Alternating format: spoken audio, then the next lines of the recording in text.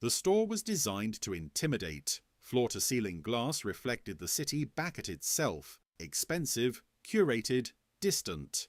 Inside, everything was white and quiet. No price tags, no noise, just subtle music and the soft echo of shoes that belonged. 16-year-old Jamal Reed stood just inside the entrance, hands buried deep in the pockets of his hoodie. He was black, tall for his age, skinny in the way hunger sometimes leaves behind. His sneakers were clean but worn, soles thinning unevenly. He had saved for months just to come here, not to buy, but to see. Jamal loved design. He studied logos the way other kids studied athletes. He could tell you why a font felt expensive, why spacing mattered, why some brands felt powerful even before you touched the product. This store, Ardent & Company, was legendary. Its products were everywhere in magazines he read at the library. He took 2 steps forward. A sales associate noticed immediately. White, mid-30s, dressed in black, posture alert in a way that had nothing to do with customer service. "Can I help you?" she asked. Her smile didn't reach her eyes.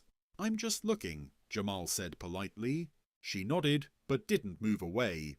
Jamal walked slowly along a display table, careful not to touch anything. He read descriptions, studied materials, imagined improvements he would never say out loud. Behind him, the associate whispered something into her headset. Another employee appeared near the back of the store, then another. Jamal felt it. The shift, the attention sharpening into suspicion. He stopped. "Is something wrong?" he asked quietly.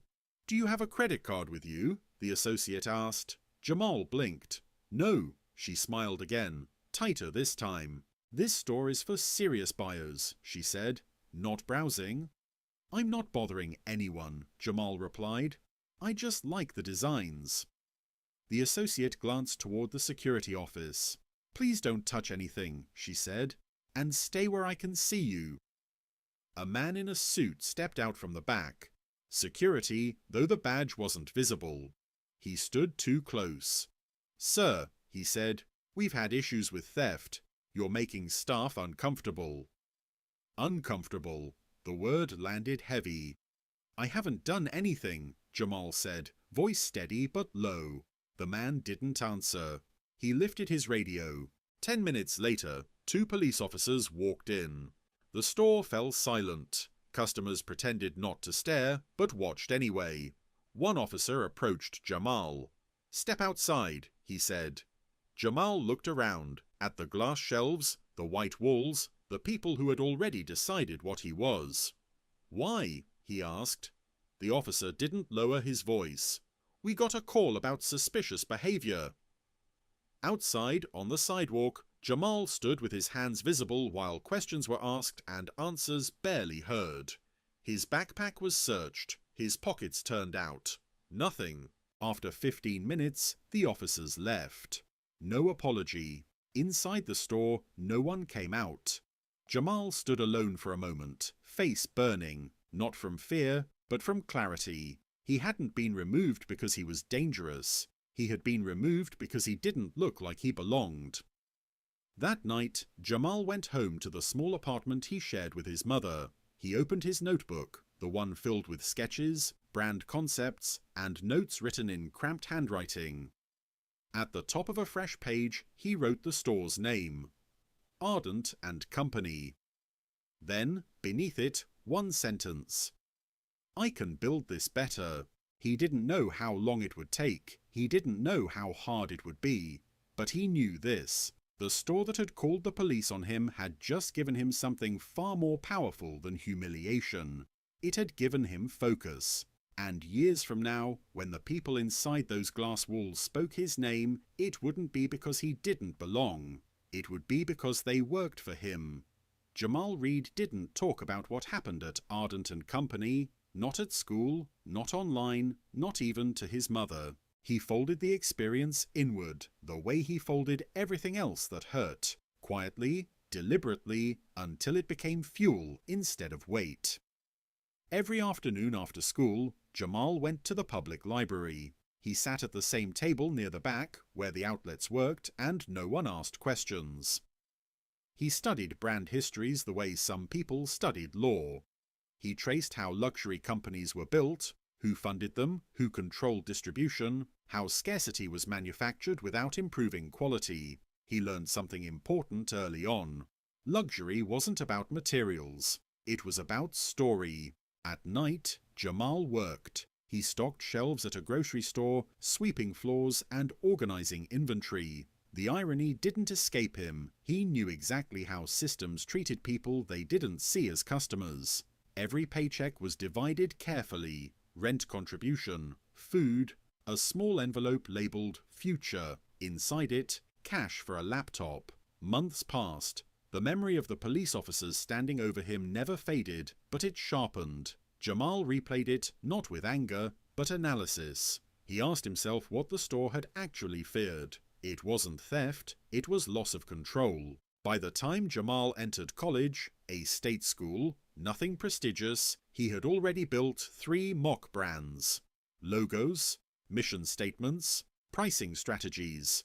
He tested them online under fake names, learning what language attracted attention and what drove people away. One brand failed immediately, another gained traction. The third, a minimalist accessories line with transparent pricing, began to sell. Slowly at first, then steadily. Jamal didn't celebrate, he reinvested. Every profit went back into design, manufacturing samples, better suppliers. He learned to negotiate contracts before he learned to drive. At 22, Jamal incorporated his first company. At 24, he turned down an acquisition offer that would have made his life easier and smaller. "I'm not done," he told the investor. The man laughed. "Everyone says that." Jamal didn't argue. He knew what done looked like. By 27, Jamal's brand was being worn by people who never thought about where their money went. Influencers praised the clean aesthetic. Magazines called it disruptive. None of them knew his name. That was fine. He wasn't building visibility. He was building leverage. One evening, Jamal sat alone in his apartment, scrolling through financial news. An article caught his eye. Ardent & Company reports declining market share amid leadership uncertainty. He read every line. The brand that had once defined exclusivity was struggling. Outdated supply chains, tone-deaf marketing, shrinking customer trust. Jamal closed the article and opened his notebook. He didn't write a sentence this time. He wrote numbers, valuations, debt, opportunities. The store that had treated him like a threat was now vulnerable.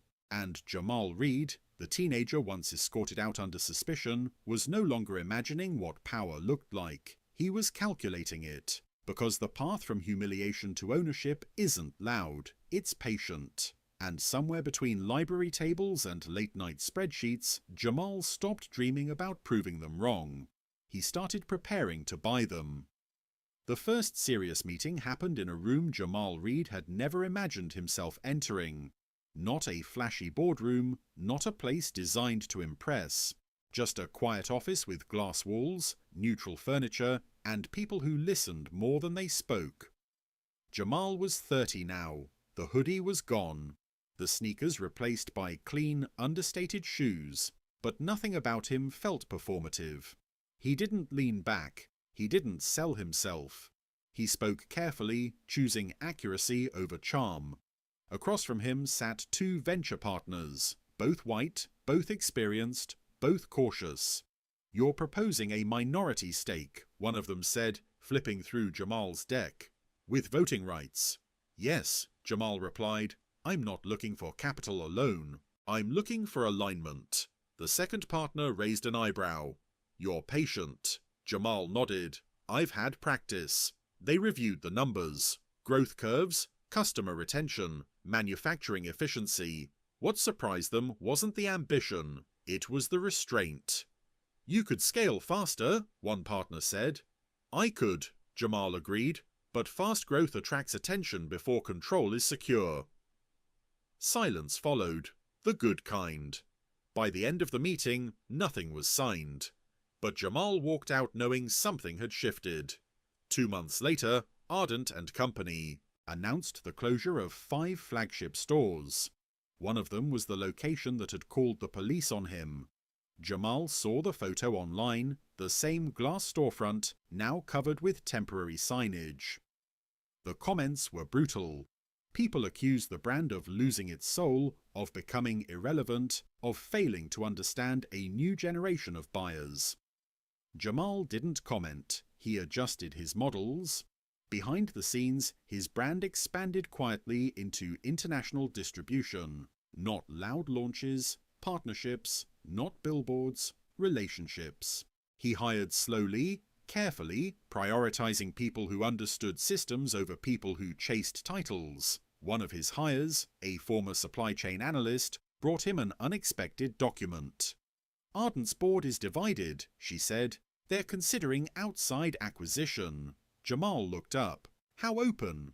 Very, she replied, but they're not ready to accept what the company is actually worth. Jamal almost smiled. Over the next year, Jamal's name appeared more frequently in rooms where decisions were made, never loudly, never first, but always seriously. When Ardent and Company formally announced it was seeking buyers, Jamal didn't rush. He waited. He let the brand's valuation fall under its own weight. Let the headlines pile up. Let the board argue internally about legacy and pride. Then, when the moment was right, Jamal made his move.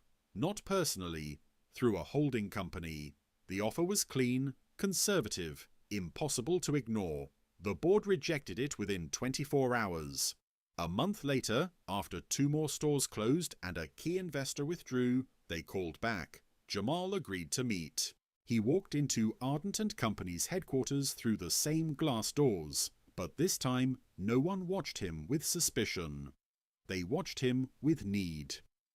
In the conference room, the executives spoke carefully, apologetically, strategically.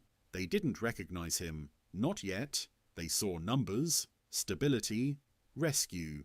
Jamal listened without interrupting. At the end of the meeting, the chair of the board asked, "Before we proceed, do you have any personal connection to this brand?" Jamal looked around the room, at the white walls, the curated calm, the systems that once rejected him and now required his approval. "Yes," he said evenly, "I do." But he didn't explain, not yet, because the moment wasn't about memory, it was about timing. And Jamal Reed had learned long ago that the most powerful reveal is the one you don't rush, the one that arrives only after the deal is already inevitable. The final meeting took place on a grey Thursday morning.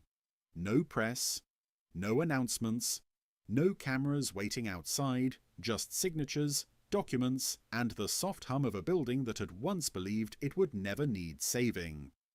Jamal Reed sat at the end of the table, hands folded, listening as lawyers reviewed terms everyone already understood. The deal was done in all but ink. Ardent and Company no longer had leverage, only options, and Jamal was the least painful one. The board chair cleared his throat. "We're grateful," he said. "Your firm understands our brand." Jamal met his eyes. "I understand systems," he replied. When the final signature was placed, a quiet settled over the room. Not relief, not celebration, but something heavier. Ownership had shifted. The executives stood, shaking hands, thanking him. One of them paused, studying Jamal's face with a flicker of recognition that came too late. "Have we met before?" he asked. Jamal considered the question. "Yes," he said calmly, "a long time ago." He didn't elaborate. Later that day, Jamal walked alone through the flagship store, the same one that had called the police on him years earlier. The space was emptier now, displays stripped back. Employees moved carefully, uncertain about the future. A young sales associate approached him, nervous. "Sir," she said, "can I help you?" Jamal smiled gently. "No," he replied, "but thank you for asking." He stood in the same spot where police officers had once asked him to empty his pockets. He remembered the heat in his face, the certainty in their voices, the silence from everyone else. Now, the silence felt different. Not imposed. Chosen. Jamal didn't fire anyone that day. He didn't demand apologies. He didn't rewrite the brand overnight. What he did was smaller and permanent. He rewrote training protocols. He removed client profiling language from internal manuals. He opened design fellowships to students who had never been invited into rooms like this. Weeks later, Ardent & Company released a new statement. No mention of Jamal's past, no redemption narrative. Just a new direction. Customers noticed, employees noticed, and one afternoon, Jamal received an internal report noting a sharp drop in security incidents and complaints. People felt welcome now. That evening, Jamal left the building as an owner, not a visitor. The glass doors opened without pause. No one followed him. No one watched suspiciously. He stepped onto the sidewalk and looked back once. Not with satisfaction, but with clarity. The store that had once treated him like a threat now depended on the values he built because of that moment. And the police were never called again, not because risk disappeared, but because fear finally lost its authority. Jamal Reed had not bought the company to prove a point. He bought it to remove one. And that was the difference between power borrowed from exclusion and power built to last.